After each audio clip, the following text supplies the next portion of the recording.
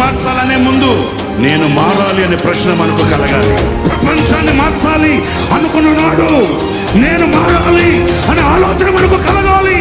ఆత్మ కలిగించు ఐక్యత లేకుండా అడుగు వేయలేం. ఆత్మ కలిగించు ఐక్యతను పొందకుండా లోకానికి క్రీస్తుని చూపలేం. క్రీస్తు కొరకు నిలవలేము.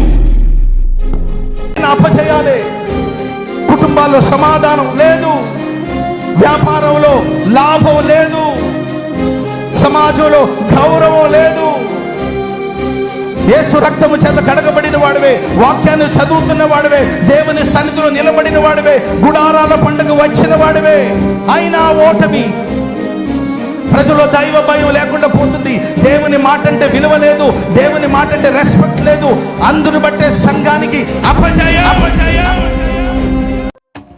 దేవుడు అంటున్నాడు, ఈరోజు ధూళిగా పాడైపోయిన నీ జీవితాన్ని పరిశుద్ధాత్మ వర్షాన్ని కుమ్మరించి నిన్ను చీకటమన్నుగా చేసి ఒక రూపాన్నిచ్చి నిన్ను సౌందర్యంగా మార్చగలిగిన సమర్థుని, శక్తి కలిగిన దేవుడి వర్షాన్ని కురిపిస్తానంటున్నాడు.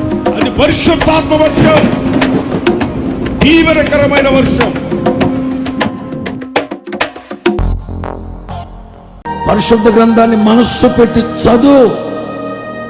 దేవుని చిత్తం ఏమిటో తెలుసుకో. మీరందరూ బాప్తిసం పొందడం అనేది దేవుని సంకల్పం, దేవుని చిత్తం. ఎందుకు ఇంకా బాప్తిసం పొందకుండా నాటకాలు ఆడుతున్నావు? ఎందుకు ప్రభు రాజ్యంలో వారసులుగా మారట్లేదు? ఎందుకు జీవ గ్రంథం మీ పేరు రాసుకోవట్లేదు? ఎంతకాలం లోకం లోకం లోకం పాపంలోనే ఉన్నావు? మిమ్మల్ని గురించిన దేవుని చిత్తం ఏమిటో తెలుసా? మీరు బాప్తిసం పొందాలి.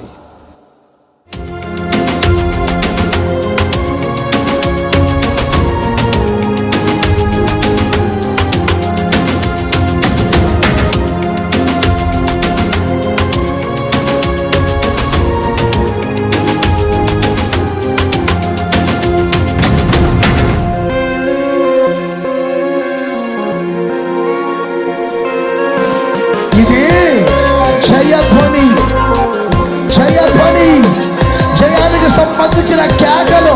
జయమే, జయమే, జయమే.